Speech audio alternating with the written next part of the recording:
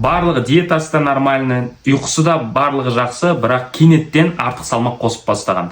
Ол гипоталамустың дисфункциясынан болады. Гипоталамус бізде гипофизді басқарады, ал гипофиз бүкіл қалқанша безі, бүйрек үсті безі барлық гормондарға жауапты.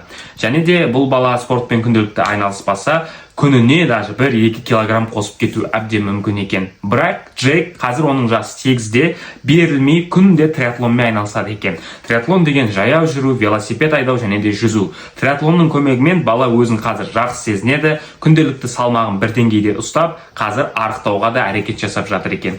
Джейк өз кезегінде 20 жастан артық өмір сүремін деп мақсат қойған. Себебі дәрігерлер бұл синдроммен тек 20 жыл өмір сүресін деп гарантированно айтқан. Бұл бала өзінің денсаулығы үшін күнделікті әрекет етіп жатыр. Ал сен не істеп жатсың? Менің каналыма тіркеліп кет. Бұл жаңа рубрика медициналық әлем жаңалықтары деп аталады. Медицинаң қуанышты болсын.